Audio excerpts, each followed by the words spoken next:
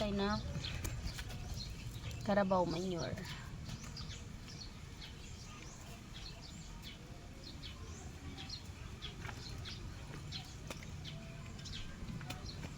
Durugin mo na to bago ilagay sa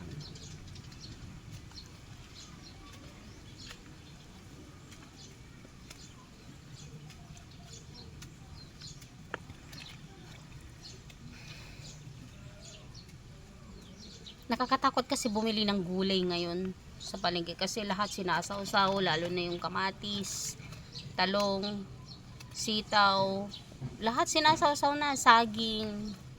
Sinasawsaw nila para mahinog agad. Yung saging para mahinog agad sinasawsaw nila.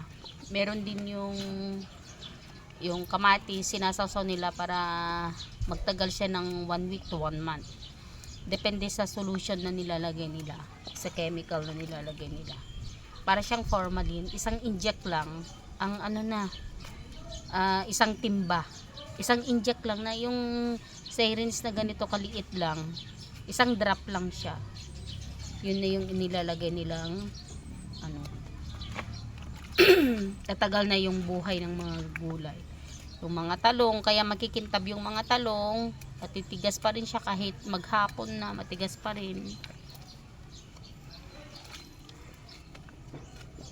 Kaya ako minsan bumibili ako sa labasan ng purba ba yun, sa labas, sa mga nagtitinda mga aita, mga kasi sigurado walang masyadong chemicals yun.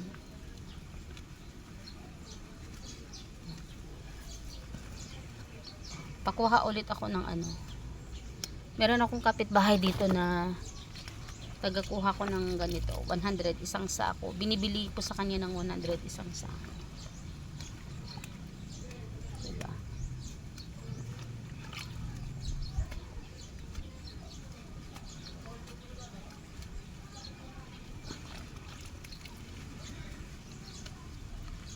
Mahirap siyang anuhin.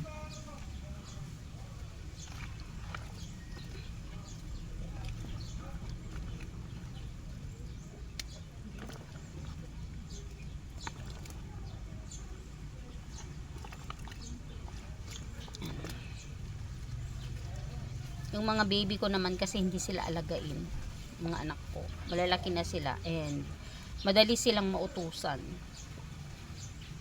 Basta ang ginagawa ko, pakainin ko sila, tapos maliligo na sila. Gusto nila kasi pag umaraw na, gusto nila naliligo na sila kaagad.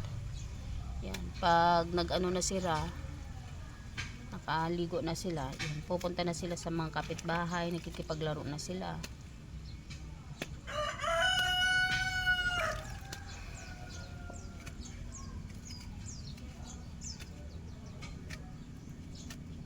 Yung mga babies ko, 4 years old pa lang sila, nautusan ko na silang bumili sa tindahan.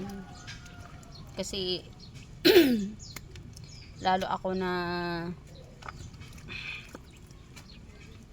may sakit, wala na pala akong sakit. Lalo ako na may history ako sa cancer. Kailangan alagaan ko din ang sarili ko, ganun.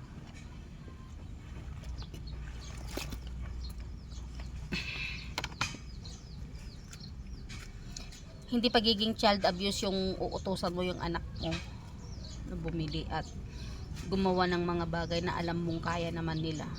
Ano yung mga bagay na alam nila? Ito nga, tinuturuan ko na silang ng TV, mag-open ng TV, sila pupunta sa YouTube. Tinuturuan ko na rin silang bumili sa tindahan. They put their clothes by themselves. Sabi nga ng anak ko, I can do it by myself. Yan, hindi ko at the age of 1 year old kasi noon, hindi ko na sila sinusubuan. I just give them spoon and plate. They feed themselves. Yan, iba-iba naman kasi ang pagturo natin. Hindi ko sinasabi to na gayahin yung ginagawa ko kasi hindi naman lahat Ganon. Kaya lang ako kasi, kung napapansin nyo sa mga anak ko, nagsusubo sila ng sarili nila. Kahit yung nakiki-birthday sila, nakikiano sila, hindi na sila nagpapasubo. Lalo na yung Neo ko. My Neo is already 4 years old. Yan. Pag nakiki-birthday siya, kukuha siya ng sarili niyang pagkain. Kung mahal natin yung mga anak natin, turuan natin sila, hindi yung ginagawa natin silang tamad. Diba?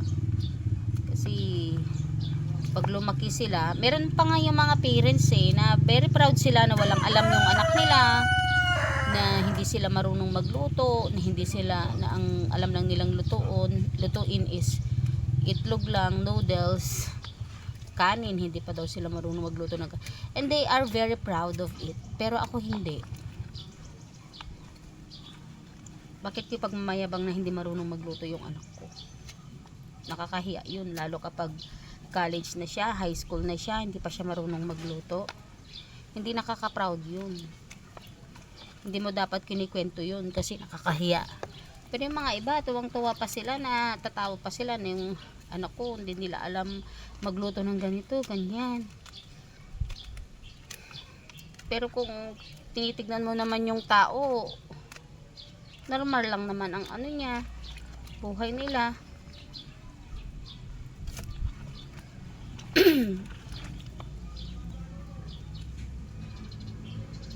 Maliban na lang kung super yaman ka na mabubuhay ka, mag-aasawa ka na ikaw katulong pa rin ang magtatrabaho sa'yo, well and good.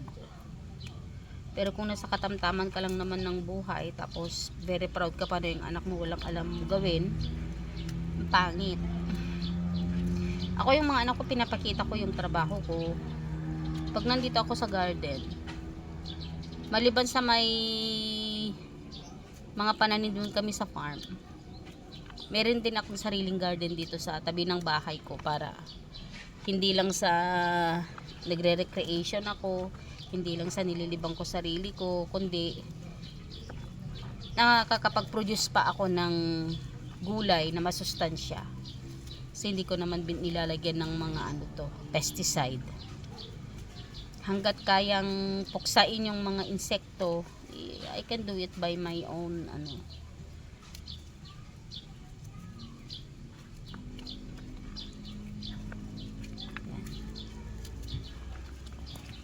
So, napaka-nutritious tong na to.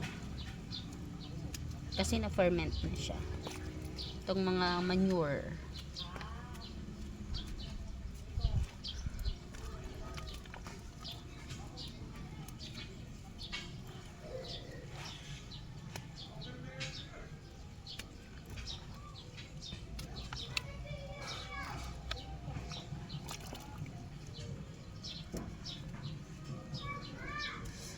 Ano siya?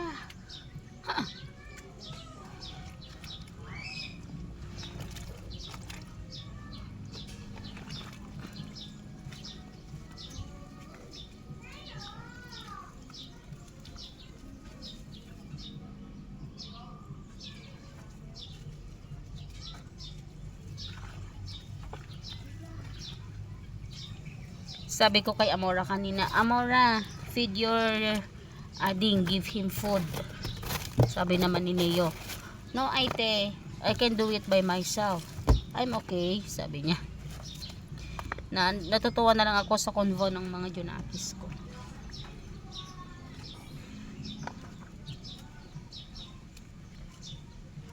Kasi naglalagay lang ako ng kardero naglalagay lang ako ng kanin sa gitna ng lamesa namin, tapos yung mga ulam nandun na, magbibigay ako ng plato.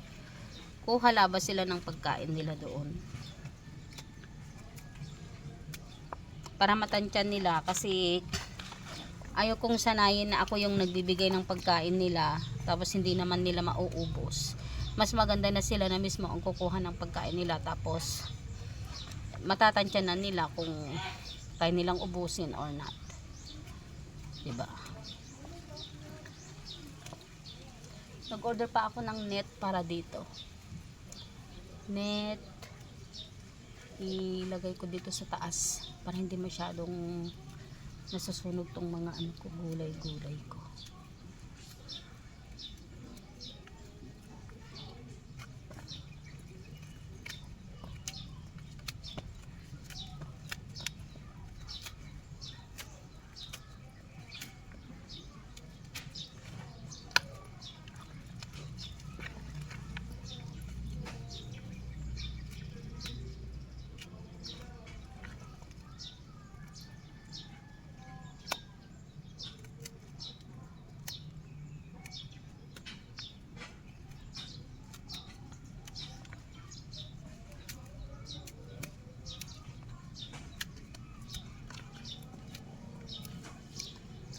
Itutuloy ko ulit kasi hindi naman na ano ng YouTube kapag ito na malapit ko nang matapos. And then later on, ilalagay ko na sa mga ano, halaman. Good morning. Ang ganda ng umaga kapag halaman, kapag garden mo ang inaasikaso mo, hindi nakikipagchismisa sa kapitbahay. Ginagawa kong makabuluhan at fruitful in every minute of my life because life is too short. Okay.